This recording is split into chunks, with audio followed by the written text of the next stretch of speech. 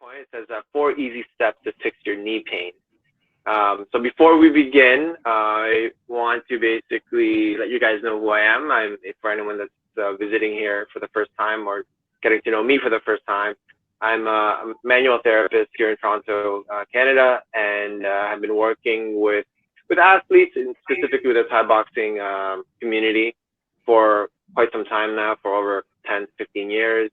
I am a clinic owner as well too, where I have a clinic here in Toronto called Moa Living, and we do physiotherapy, massage therapy, and exercises or training with regards to rehab and all sorts of things, just to get the body to be optimal in terms of movement. And basically, along with those designations in terms of titles after my name, but it's not the point. I'm here to basically just, I guess, give you some insights in terms of what goes on at each part of the body, and just it's a chance for you guys that are in terms of like knowing your body already to go a little bit in depth. And a bit of just a disclaimer through all this. So I'm not a medical doctor, and I'm just going to move on to the next thing here. So do seek professional help or medical help if you need to go in depth in terms of your body. Just giving you guys some of the most common things that I do come across in terms of, in this case, the knee pain. And so basically, just, you know, it's a chance for you to converse with the person that you're with. And of course, if there's ever a need for you to contact me, Janice has my information. Can discuss a little bit further. We do offer virtual assistance. So in these times, due to COVID, we had to being able to assess people online and so on and so forth, and just get a better idea instead of individuals coming in and saying, "Oh, I have the exact same thing with that." It's like usually isn't the case. It's very complex, the body itself, but simple at the same time if you can find the root cause of what's causing the discomfort or pain in your body. So today we're doing 4 easy steps to fix knee pain, and let's get started here. All right. So I'm just gonna we're just gonna look at the knees here, and the knee itself has many ligaments, tendons, cartilages, and so on passing through the knee itself. So a lot of things can go wrong or go right with regards to the knee. Specifically, the knee bone itself has actually like 3 pieces in it. I call it maybe 4, with the kneecap or the patella being a part of it. There's a top part called the femur that just, like my hand here, just basically works or articulates with the tibia. So that shin bone that you're often in this world kicking your opponent with, that's your tibia. And the fibula itself is what supports it. It's just a little tiny little bone that make sure that the knee itself is intact.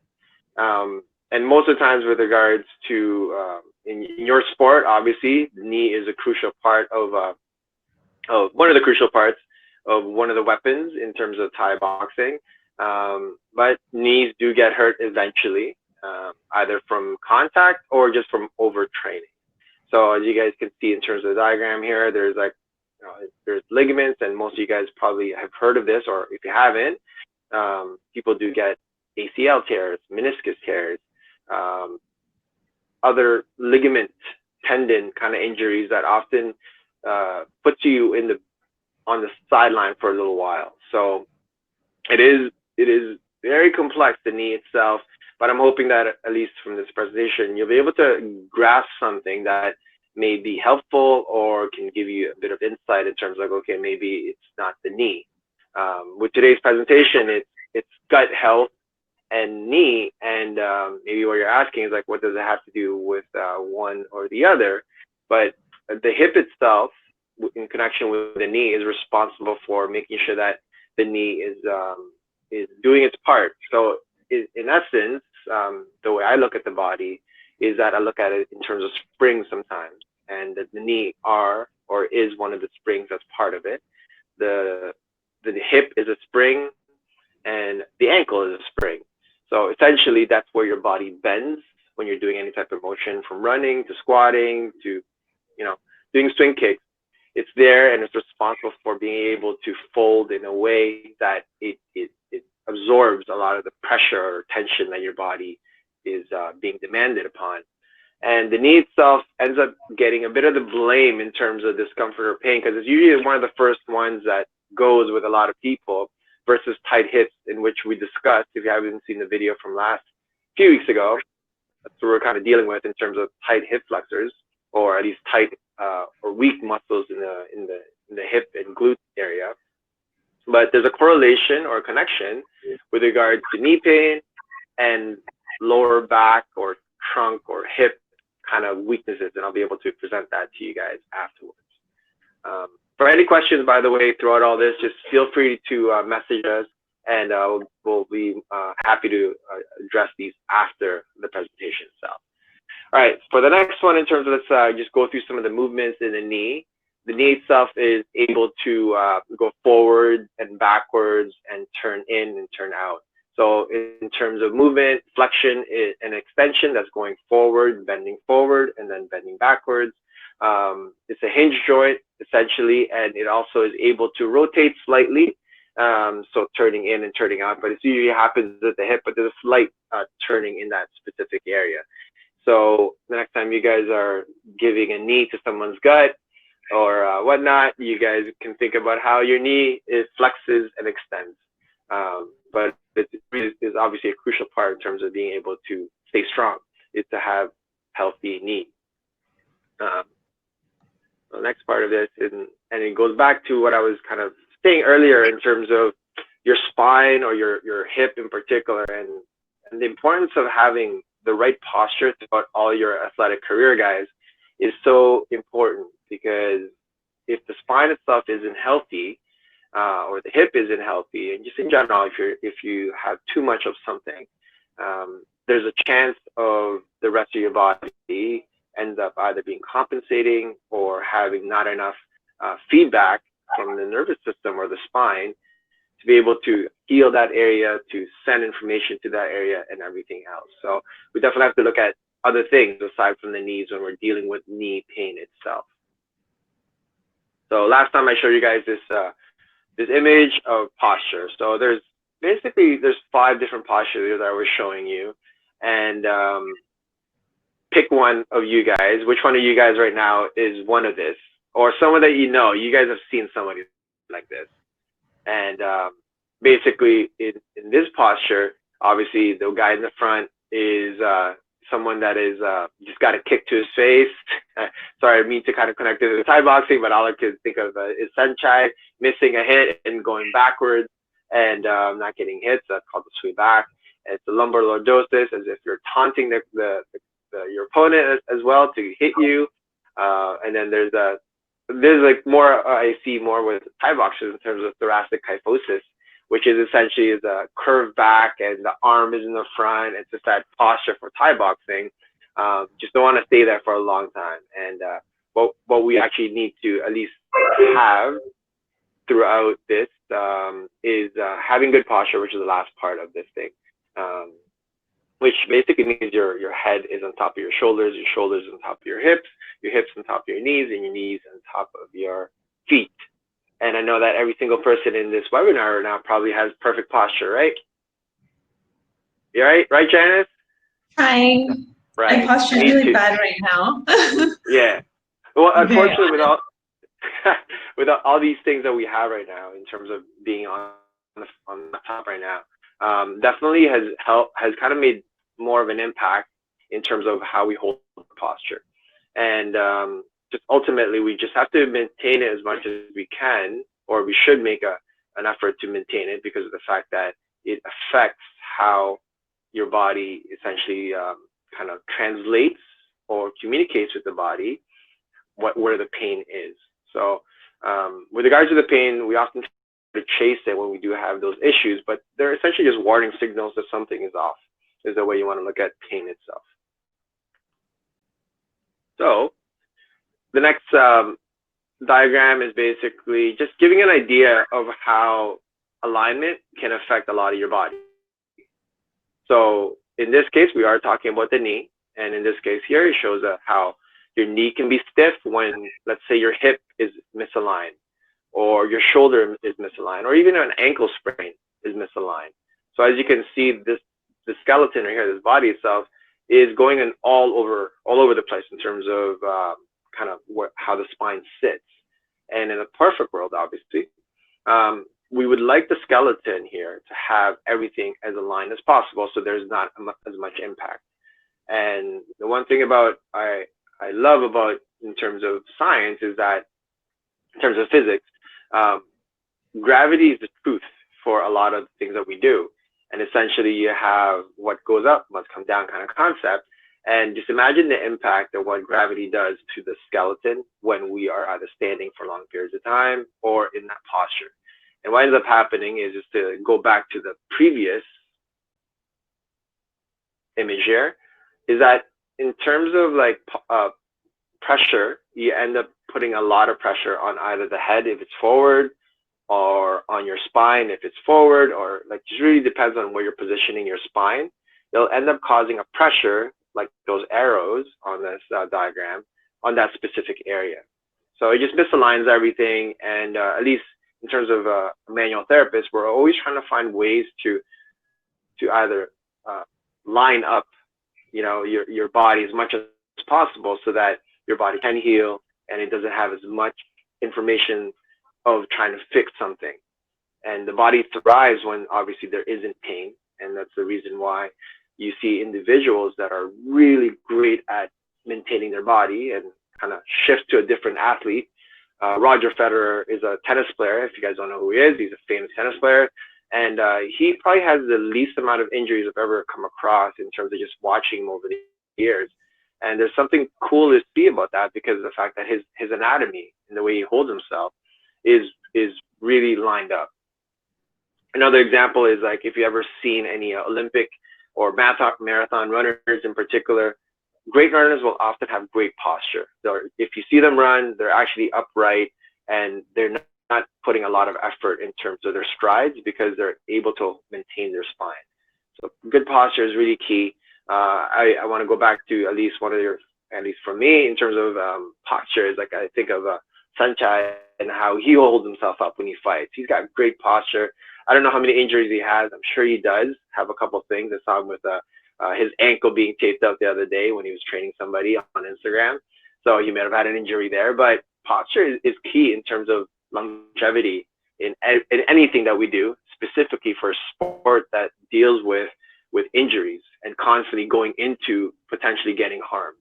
So at least on our part as an athlete or someone that is trying to be one, just do pay attention to the little things that allows your spine to be upright and straight.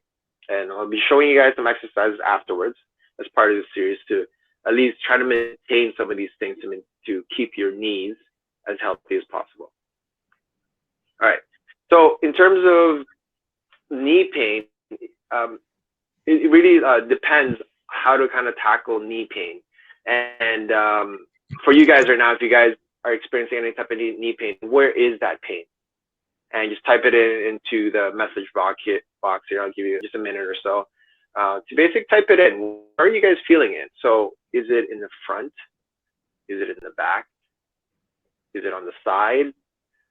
Where is it? Is it deep inside of it? Is it like right inside? Like, you know, like do you feel it when you're like bending your knees? Do you feel any discomfort essentially when you're doing any type of functional exercise?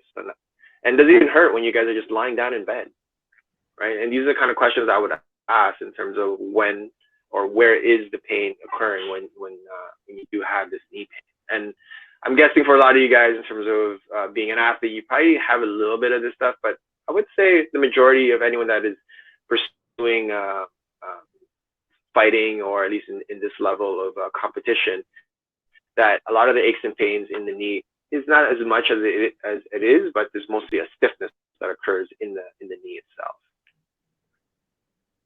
So here's an image of causes of knee pain. So you do have names for them in terms of discomfort, and you have this thing called chondromalacia in terms of the kneecap being affected, and parts of it is just basically a bit of inflammation in the kneecap itself. There's bursitis that comes up with the knees, there's tendinitis. So bursitis is essentially like a fatty pad in the knee itself or parts of your body. Joints that just kind of acts as a cushion between spaces. There's tendons that hold the at least attached to a muscle itself and also cross the knee. There's a lot of that, like I showed you guys early in the diagram in terms of what happens in the actual knee itself. And of course, there's arthritis that most people often go towards when they have knee pains. I think it's arthritis, but you're only 20 years old. But it can happen, definitely. But for the majority of us that are like probably when you get a little bit older, a repetition does at least give you a higher chance of having arthritis. Then there's obviously the more kind of like injury related ones of like, you know, things being torn or sprained, or just in general, like really affecting those spaces in particular. So every single time you move that particular knee, it definitely hurts or has some discomfort. And when you are dealing with things like white stuff or tendons or cartilage in particular, it takes a while. It goes from 90 days to 200 days for that knee to actually repair, no matter what you do. And obviously there's things that you can at least just get rid of the discomfort or get rid of the pain by putting ice on it or just not putting as much weight into that particular area. But it is a little bit lengthy in terms of trying to keep that knee as healthy as or like pain-free as possible. And you most likely, at least you should be working with either a physiotherapist or someone in the field of rehab to ensure that the knee itself is lined up the way it's supposed to be. And at least it prevents you from having injury or discomfort later on. So you're not compensating or making other parts of your body move the way that it needs to just keep that knee from not hurting in particular. So do contact someone that is in the field of manual work or rehab to really assess this properly. All right, so I said it earlier in terms of when does it hurt. So when does it hurt? So does it hurt when you're exercising, when you're running, when you're skipping? Does it hurt when you're going up the staircase? Does it hurt when you know, you're touching it, like literally feeling the knee? Does it hurt then? Find out what it does, when does it hurt, and the purpose of this webinar is to give you guys a chance to also ask questions with regard to this and to reach out to us. Maybe it could be of help a little bit more in terms of at least giving you some idea and about how to go about dealing with this knee. Just also too, like something to think about when you do have knee pain is, if you do have access to this, is to have either an MRI, which is a lot better, hard to get to, but there's also ultrasound and essentially x-rays that you can have checked out if it really comes down to that point. And the difference is, just to give you guys an idea of what is what, is that basically with x-rays, it shows if there's any type of break in the actual bone, which potentially can happen in this sport. Ultrasound gives you a bit of an imaging or a look at the tissues around it. Not as clear, but you can definitely see in terms of spacing, in particular in the actual, let's say the knee, if something is like too close, it gives you a bit of an idea with it, which is a little bit easier to get a hold of. And then there's an MRI or medical imaging that gives you a clear version, the HD version of what is happening. And that usually gives you a better idea in terms of what is going on. So if there's a tear in the tissue or ligament and tendon, you're able to diagnose it a lot faster. So I mean, if you have that option, I would do the MRI if anything does happen with the knee. But it really depends on where you're at in terms of location and also accessibility in terms of all these things. So, in terms of movement, you just want to go back into it in terms of what it does is that the knee itself can do a lot of rotational things to it, and just feel there's more of an extension of like, when does it hurt? And you do want to check what happens when you turn your knee inwards and also outwards, which is capable of doing that a little bit, but usually comes from the hip. And even with the foot in particular, rotating in and out, if that makes sense. But it's actually you're trying to figure out different motions that cause the knee to be of discomfort. All right, so the key thing about knee pain as well too, and I just want you guys kind of think outside the box here. And we often think that from the things that I showed you, if you do have any of those symptoms like really severe pain in the knee, you may have to get checked out. But if you are experiencing just temporary kind of discomfort in the knee, and you didn't do much to that particular area, no impact on anything, I want you to look at something else. And that something else is basically using parts of your body that, in this case, like your back, to actually get to that point, or at least trying to reduce that pain. Here's just an image of all the different muscles that are actually part of the knee itself. For individuals that know a lot of this stuff, like the anatomy of it, the ones that we often see are the quadriceps muscle, which is the one in the front that goes into the kneecap itself. There's the anterior, which is forward in the front. There's a back part of it, which is your glutes, your hamstrings, your calf muscles, your gastrocsoleus group, and other parts of the other tiny muscles in there. And then you have the side of it, which is the IT band, which a lot of people know. And then you have the inside part of the leg, which is also like, kind of goes into that space in particular, which the adductor also is kind of connected to this space in particular. But the main kind of muscles that are responsible for the knee itself, I would say, are your calf muscles and your hamstring muscle and your quadriceps muscle. Those are probably the biggest ones. And there's other ones that are very tiny but are responsible for keeping it lined up. But these are basically the muscles that we're dealing with when it comes to the knee. So in terms of the four key kind of elements in terms of trying to relieve some of the knee pain, and I'm just going to give you guys my top 4 that has been effective in trying to alleviate some of this discomfort. So I'm putting you guys a bit of an exercise with this, and if we can, it'll be on this video and you can just follow it afterwards. So once again, just make sure that when you are doing any of these exercises and movements, that it's not to that point that it's severe, that you can't put your knee down onto it. Obviously there's inflammation or swelling in that area. It's gonna be pretty hard to do some of these exercises, but if it's just stiffness or discomfort of the knee, this should help you with that. So once again, just before anything else, I told you guys earlier, there's a connection with regards to your gut, or at least the way your gut or your spine is aligned in terms of knee pain. And essentially what I'm proposing for today, just to give you a heads up, is that knee, and I'm just going to read it off of this, knee pain can be a symptom of the weak trunk muscles, specifically related to how the spine, called the multifidus muscle, and the trunk, your transverse abdominal muscles, are functioning together. And these muscles are basically, when you guys in training, Janice, that part in which like you do a sit-up and somebody grabs a pad and hits you in the stomach, or someone tries to basically hit you in the gut with a fist, or most likely a shin, and you just breathe out as much as you can, So when you're tightening up the trunk or the core, that's basically your transverse abdominal muscles working. Now, the multifidus muscle, or the muscles in the spine, I think I may have not put this on this. Okay, I did it. But the multifidus muscle, and my apologies for that, is responsible for basically keeping the spine aligned. And what ends up happening in time is that those muscles in particular will weaken. So now, instead of the spinal muscles in the back and the muscles in the front, which is basically kind of a corset, you want to look at it as a corset in the trunk muscle in your stomach area, is that those areas need to be able to connect all the time. And that is related to basically back pain. That's also related to knee pain. So when those muscles start to weaken, what I've seen is that the knee starts to ache a little bit more. So for example, for a lot of the, clients and patients I've seen over the years, is that when those areas are weak, they tend to be kind of soft and feel.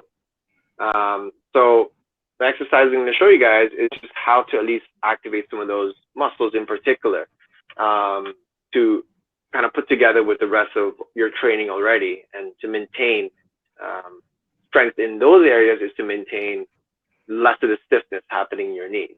So going back to the 3 springs that I mentioned earlier, there's your ankle, there's your knee, and then there's your hip. That is associated with being able to deal with pressure when you're jumping up and down or doing any type of motion.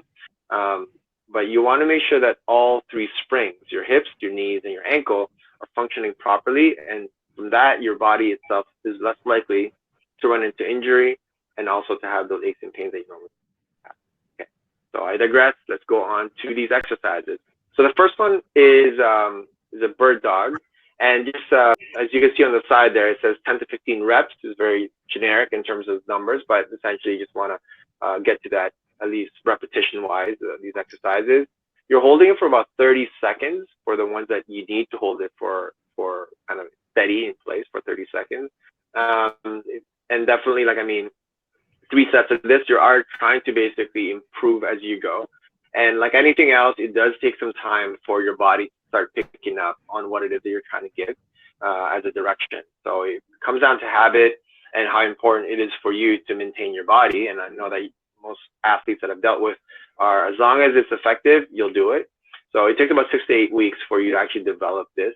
So be patient with it, and it's not going to be a quick fix, but definitely will improve in so many ways for you guys in terms of strength and being able to be a little bit quicker than the next person because of just maintaining this part of your spine as healthy as possible. So the bird dog itself is the first one I'm going to kind of talk about. All right, so there's the bird dog itself. So for anyone that's ever done yoga or some sort of exercise this way, which essentially means is that one leg and one arm is up in the air. You're holding it at the top. And this basically allows you to get a little bit of resistance in the spine itself from overturning. So what you would do is just you bring it up, alternating in this position for 10 to 15 reps on each side. So left leg to right arm goes up and so on and so forth. It's easy to just go up online and find this exercise, but it's a minimal type of movement, but it's so effective in terms of trying to keep the spine as strong as possible. If you do have weakness in this position or this exercise, your hip will tend to fall down a little bit more, or your arm won't be able to come up. Really important to create symmetry when you are doing exercise with this one. So the first one is the bird dog. Next one is the side plank. This is one that you guys probably have already been doing.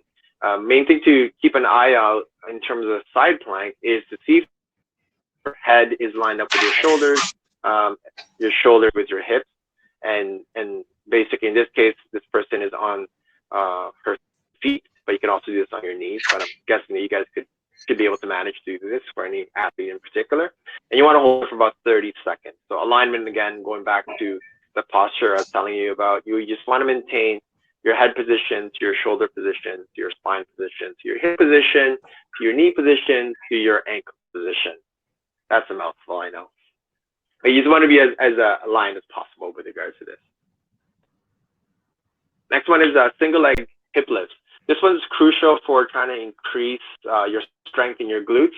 And it looks like a teep, doesn't it, when you're kind of coming up in this position? So this exercise itself is great in terms of keeping your hamstring muscle and your glute muscle to basically contract properly. There's a bit of for now, you can kind of go through this exercise in particular. And same thing, 10 to 15 repetitions with this, doing it on both sides, obviously.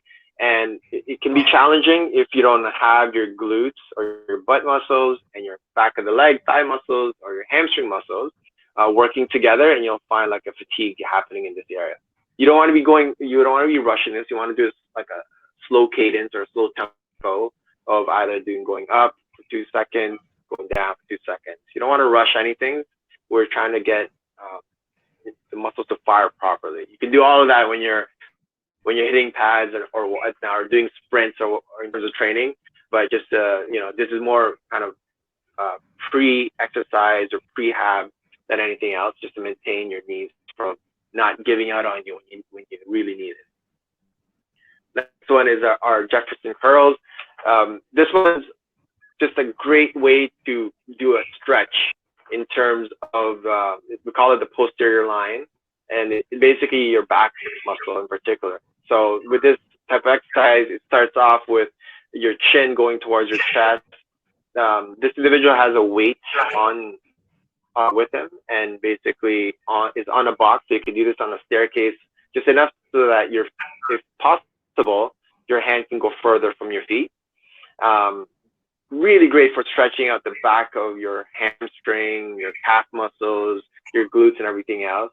And the idea behind this is to basically get the whole back line, posterior line, to lengthen as much as we can.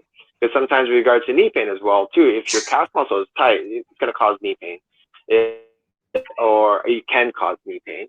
And your hamstring muscle, if it's tight, it also may cause knee pain. Because the way the hamstring and your calf muscle work is like, it's almost like hands kind of connecting together. So when it contracts, it basically brings it closer together. So it's a level of like this folding and unfolding.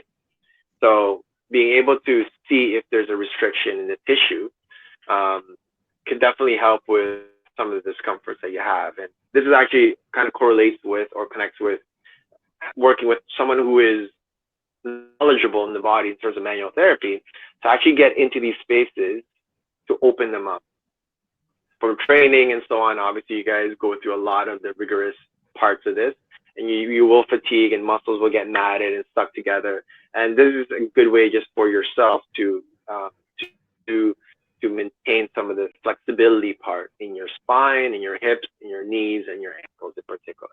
So really a great exercise when you're doing this types of movement. So those are the 4. Did I get 4 in there too? Yeah, I did get my 4 in there. These are the 4 exercises that can help with the knee pain. And here's just a list again of what to expect when you're doing these movements, and these are kind of the guidelines for this. So that's the end of my presentation in terms of trying to maintain your knee throughout all of this stuff. And I guess if you have any other questions, or I'll check the messages here afterwards. And I guess I'm going to pass it on to you, Janice. Okay. Thank you, Garnet, for that great presentation. I'm just going to pull up this.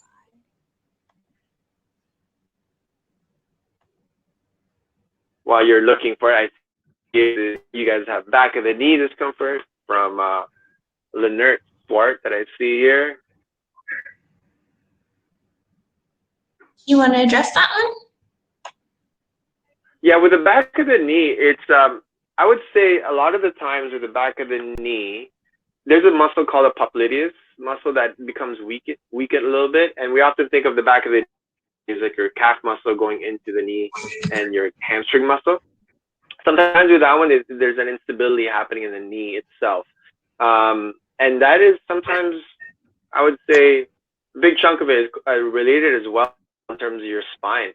If your spine is in terms of weak, if you're used to always being in the kind of like that C shape in Thai boxing, and I know it's part of like training in particular, and it's part of the positioning in particular, you definitely want to make sure that you're like those exercises, I would say try them out first. Obviously, just you saving my butt here, you talk to your professional, obviously, but it definitely will make a difference in that area. One way to find out, obviously, is like try it out, just even for an exercise, see if the back of the knee still hurts. If it's more due to either extending it too much, or like you can't, like when you're trying to stretch, there's discomfort. It could be just an irritation from an overstretch. And sometimes I know in training in the past, for me, you're always trying to get flexibility in the hamstring in particular. It could be an overstretch. It really depends. Or you kick wrongly and your muscles weren't engaged as much as possible. There's other, and it can cause irritation, but there's other parts to it as well too that in terms of what I specialize in, that I can check in terms of even reflex in those particular areas to see what's going on with it. And like what I said earlier, MRI and those diagnostic tools is also helpful when you're trying to find out exactly what's going on with it. But try those exercises first to see if it actually alleviates it. On to you now, Ms. J. Okay, thank you for that very educational webinar on knee health and exercises that we can do to keep our knee healthy. So just like the last webinar, I'm going to go over some emotional causes or potential emotional causes of knee pain, and then I'll also go into emotional causes of gut problems as well. So With respect to disease, if you split up the word disease, it's disease. And in holistic nutrition, we're always trying to balance the mind, body, and the spirit. And so, as a lot of us understand, our mind is very powerful, especially in a fight situation. And so it can have an effect on the body as well. And if somebody is constantly going through some sort of negative emotion, it can have a very big impact on the body. And so a probable cause of knee pain with respect to emotion, stubborn ego and pride, inability to bend, fear, inflexibility, and hope given. So a new thought process that you can have to help you is to have forgiveness, understanding, compassion, think of bending well and flowing with ease, and all is well. So I'm going to be going into gut health. So I'll just cover the emotional probable cause of gut health. It's dread, fear of the new, inability to assimilate the new thought patterns. The new thought pattern could be, life agrees with me, I assimilate the new every minute of every day, and all is well. So I noticed that a lot of people who have gut health or gut issues, they're often very stressed. So stress management is a big thing with respect to gut health. So I'm just going to go over the digestive system very briefly. So everything starts in the mouth, and in your mouth there are a lot of salivary glands that enzymes. And this is the first process of breaking down the food. Then it goes down the esophagus and into the stomach, where digestive juices are secreted. So you want to make sure that you're chewing your food well. I know a lot of people are in a rush these days, and they eat very fast. And chewing helps your body to kind of signal to your body that food is going into your digestive system, and it signals your body to secrete HCl, which is the acid needed to break down the food even further. So once in the stomach, it goes to the pancreas, the liver, and the gallbladder. And the pancreas will secrete extra enzymes to help break down the food. The gallbladder will secrete bile, which helps digest fat. And the liver does a lot of different things in the body, and one of them is filtering out a lot of things in the blood, as well as secreting hormones and other jobs as well.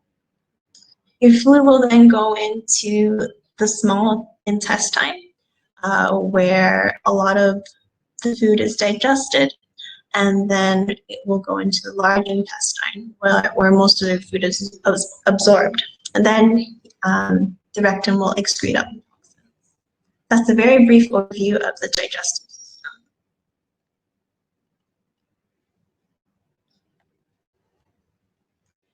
So with respect to Western medicine,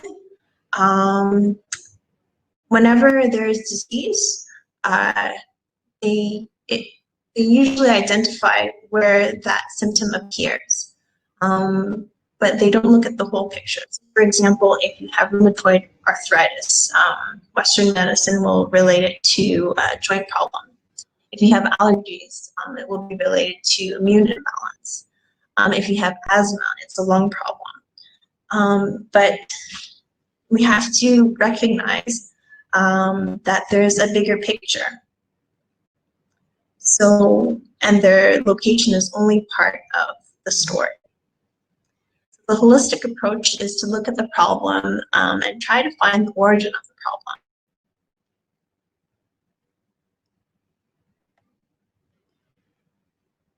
So the body operates as a fully integrated system. Symptoms appearing in one area may stem from imbalances in seemingly uncorrelated areas. Everything is connected, and the center of this connection is the gut.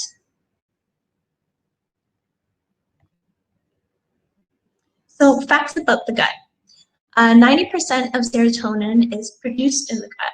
So serotonin is a brain chemical. It's the happy hormone, which keeps us satisfied, and it lets us know when we are full from eating. Another hormone that is secreted is dopamine. So half of your dopamine is actually made up in the gut, from the gut, the pancreas, and the spleen. Dopamine is another neurotransmitter, and it's a pleasure chemical. And this makes us feel satisfied. It helps us focus, learn, concentrate, and remember things. People with addictive tendencies tend to have low dopamine, and they often use drugs, alcohol, cigarettes, and other kinds of substances to feed those hungry dopamine receptors.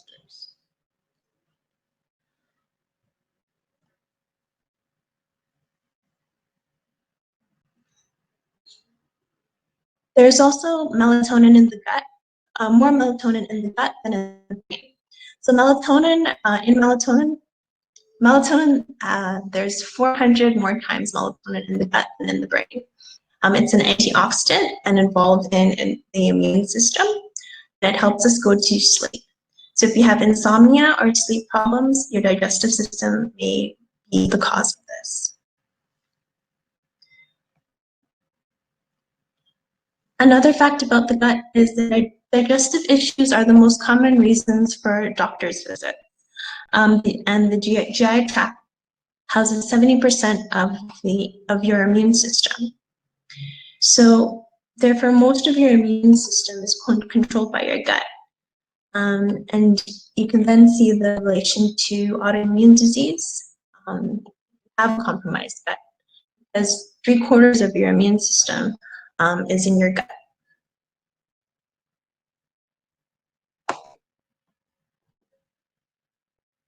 So signs your digestive system is imbalanced.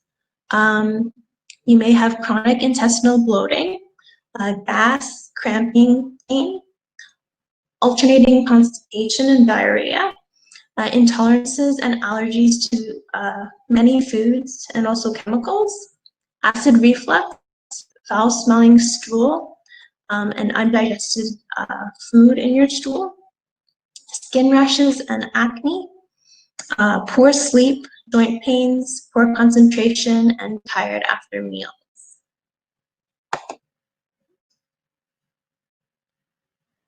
Some reasons for digestive issues. Low stomach acid output. So like I said before, if you chew your food really quickly, this creates not as much stomach acid, and this has a big effect on your digestive system. Sluggish gallbladder, sluggish pancreas, bacterial imbalances, because if you don't have a lot of acid, then this promotes bacterial growth, because the bacteria don't like a lot of acid in the stomach. Also, one of the reasons for digestive issues is constipation, diarrhea, alcohol is another contributor, prescription and over-the-counter drugs. So antibiotics are a big problem for digestive issues, because it not only kills the bad bacteria, but it also kills the good bacteria. And so the good bacteria helps your body to make vitamins that are really good in promoting gut health.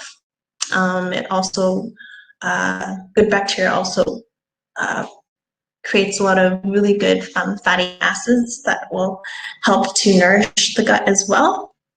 And when you don't have these bacteria and you have a lot of bad bacteria, there's a lot of toxins that are created that can create a lot of inflammation in the gut. Other reasons for digestive issues are food allergies and food sensitivities, and agricultural chemicals.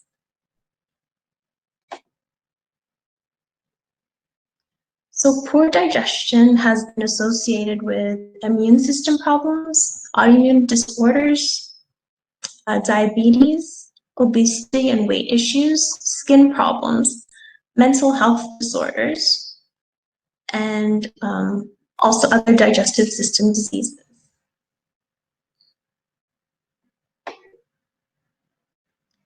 So what are the 4 ways that you can help your digestive issues? First, you want to remove the problems that are creating this dysbiosis in your body. If you don't remove these problems or these bad habits, like eating poor foods, a lot of foods with preservatives and allergenic foods, you're building on top of poor foundation. And so this creates a lot of opportunity for bad bacteria and yeast to grow. So you have to remove the things that are creating stress in your body. Number 2, you want to replace these bad foods with whole foods, very nutritious foods.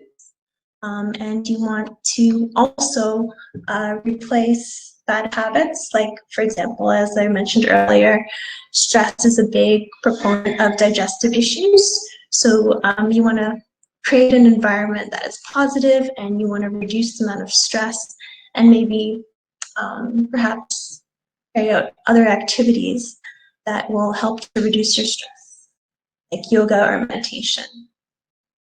Number 3, you also want to, after you've removed and replaced the foods, or remove the foods that are causing this distress and replace it with whole foods, now you can start to begin to repair if your gut, if you have leaky gut.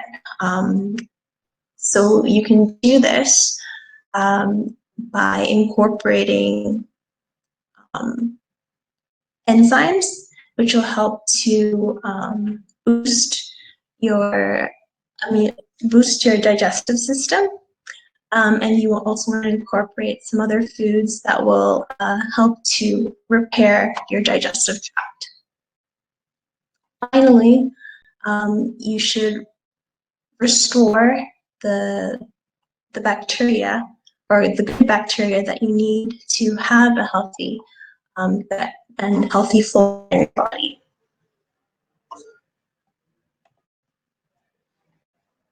So again, you want to remove poor dietary choices, and that includes genetically modified organisms or foods. You want to make sure that you're removing poor food combining. So, for example, an example of poor food combining would be combining a protein with a sugar or a fruit. And this is the recipe for gas. So if you have a lot of gas, you want to try and identify the foods that you're combining together. And if you, for example, have protein with some sort of vegetable, you might have a better, it might reduce the gas and make your digestive system a lot healthier. Also, again, you want to remove foods that cause allergies or foods that you're sensitive to. A lot of the times, also, especially for a lot of athletes sometimes, they might not know how to cook, and so they tend to eat only one thing. So this is called like a mono diet. And what this does is your body will take in only certain foods, and every food, just like people, they have different vitamins, they have different minerals. And so if you only have this one mono diet that you eat every day, you're likely to have not a lot of nutrients as you could have if you had a more of a diet that was more variable in vegetables, protein, nuts, seeds, and healthy fats. You also want to remove parasites and bacteria and things that are causing infection. So again, making sure that you're combining the right foods to help promote good gut flora and reducing the discomfort through gas. So you want to replace the bad foods with healing foods. So you want to incorporate whole unprocessed foods, organic foods, organic grass-fed animals, cold water fish, plant-based fiber, plenty of fruits and vegetables, gluten-free whole grains, nuts and seeds, and non-dairy fermented foods as well.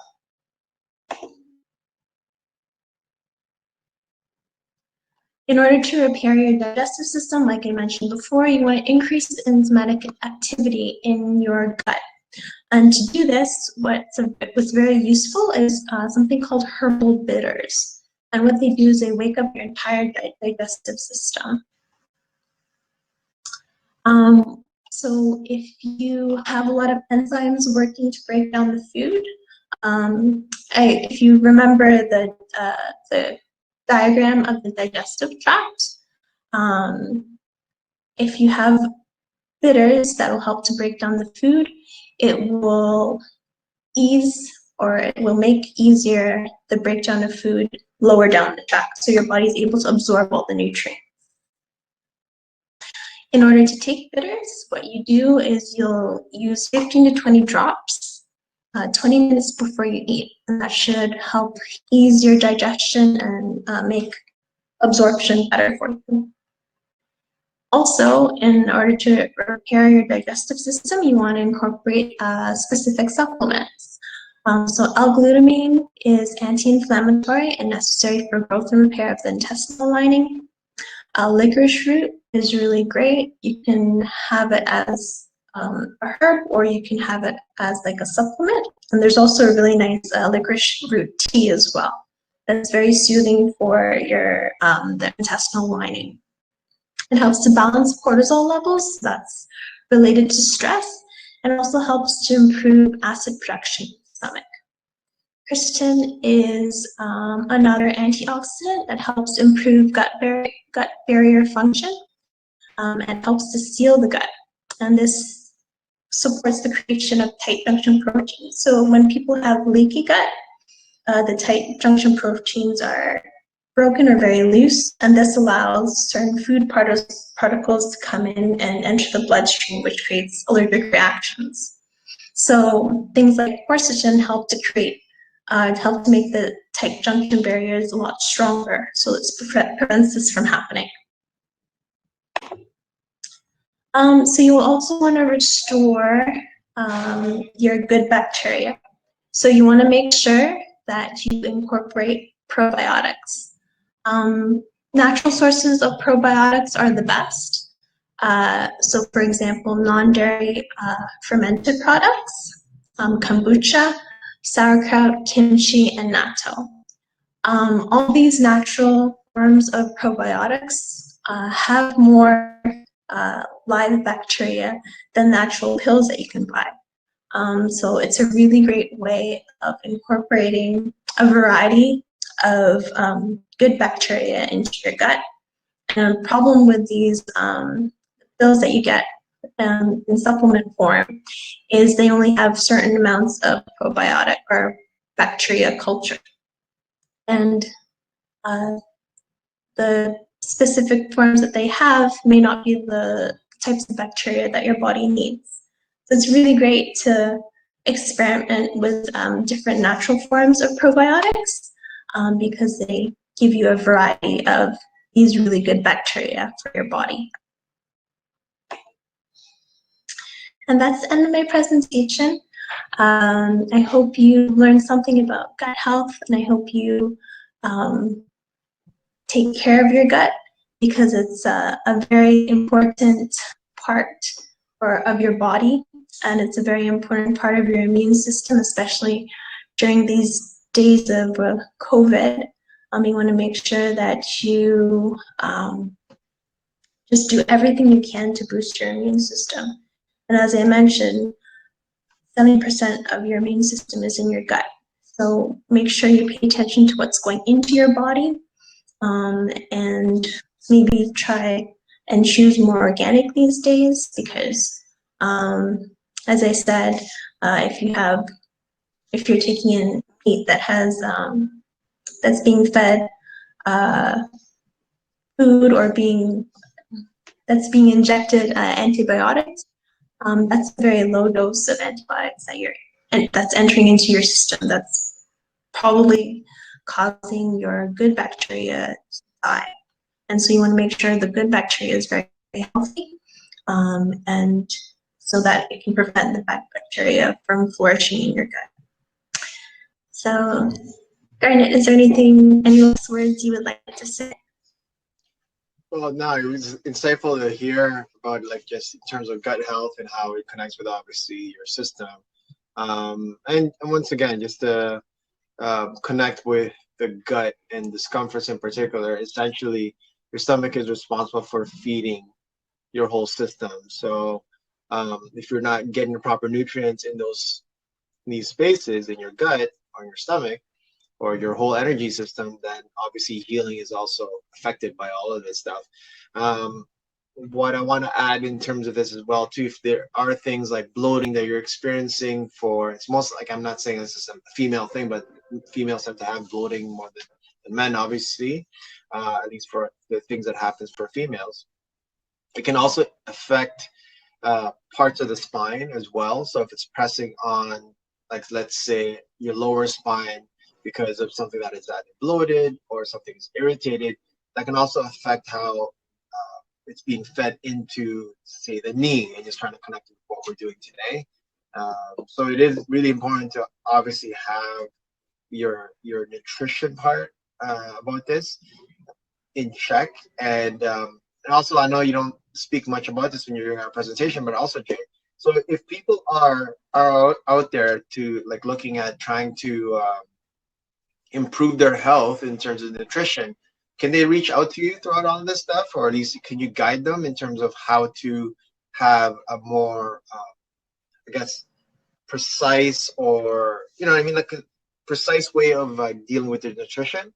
Because not all athletes are going to be as interested in this. And I know in the past with working with, sorry for the extension of this, but in the past with Janice, like, definitely has helped with all the other fighters here in Toronto, Canada, in preparing themselves for either needing to cut weight for something or just stay healthy. So do they reach out to you in these cases, like, to at least guide them? If anybody has any questions or if they need help, I'm certainly there for everybody. And we've done a few seminars at our World Championships about the dangers of weight cutting and how important water is. But yeah, and I think not next seminar, but maybe 2 webinars later, I'll be speaking about effective ways to cut weight, and hopefully that will be something of interest for all of you guys. Cool. Well, I just wanted to add, like, I mean, there's a comment on this as well too. Sorry, my phone or my computer is acting up right here right now. And there's a question about knee pain on the side of the knee itself. You just want to address it. So with regards to the knee, you're sometimes dealing with either, it's called a collateral ligament. So it's on, the question was, I have knee pain on my left knee, but on the right side. So I had to kind of scratch myself. So the right side of the knee itself, some discomfort. It usually means that sometimes either there's a couple of things that could be happening. Either your IT band is really tight and it's causing your knee to misalign a little bit, and where it attaches is, like, if this is like tibia or like the part underneath the knee itself, it may be attached to this part here, which is outside the knee. That could be irritated. It could also be sometimes with being kind of axed down or chopped down at the knee. It can be a strain in the actual ligament in that space. You can ice that particular area. That could also help. And if you guys have access to this, also taping is effective when there is that type of injury in that area. And the way I look at tape, and I know I didn't address it here, it's probably more of a workshop than anything else, and that we can do in the future. But essentially, just to make sure that that area is supported. There's videos out there on how to support like knee pain. All you gotta do is look it up. Sometimes it's out there, guys. Information and the knowledge is out there. It's just a matter of being inquisitive enough to actually look for these things, and in a way not to self-diagnose, but at least have an idea of like, okay, this is what I can do. Be advocate for your own health in essence with regards to this. So with regards to that knee pain, I would ice it. If there's still some discomfort in it after applying ice, then maybe something a little bit more serious or irritated. And like I told you guys earlier, when you're dealing with ligaments and tendons, it takes times of 90 days to 6 months for ligaments and tendons to heal. They just move very slowly because there's not blood supply in those spaces as quickly as, say, a muscle gets hurt. So when you're dealing with tendons and ligaments, it's a bit of a long time to work with. But if it's muscular, it shouldn't be less than 8 weeks until that area becomes less irritated. Those exercises that I kind of showed you guys at least tackles on some of the weak points of the body that can cause knee pain. So hopefully that helps on the person that questioned earlier. Jay, anything else to finish off on this thing? No. If you need to contact Garnet about if you have any questions that maybe have popped up after you've left the room, you can definitely email him at info@molaliving.com. You can also visit his website, and if you maybe want some treatment from him, you're more than welcome to book a session with him because he's really great. I didn't mention it this time, but Garnet has helped me throughout my career as a fighter, both amateur and professional, and he's one of the reasons why my body's been so healthy. So again, I stress finding a practitioner that will help your body and will not only help you physically, but also mentally as well. Cool. All right, guys, thank you for joining us, and just send us an email or just connect with either one of us if you guys need more help with regards to this, and hopefully we can do something for you guys. Stay strong throughout all this stuff, and like I said, just basically take responsibility for your own body. You definitely have to be the driver in all of this stuff. It's going to be a struggle, obviously, in any type of sport when you're trying to achieve something bigger than yourself. And just the main thing is that, just know that you have it already. Just have to walk through the steps. All right. So keep grinding it out. Stay strong. Keep ishing all the way. Knees up, hands up. Thank you, all right, guys. Have a great day. Thank you for allowing me to present to you guys and saying what's up to everybody out there in the world. And keep doing your thing. All right. Everybody. Thank you.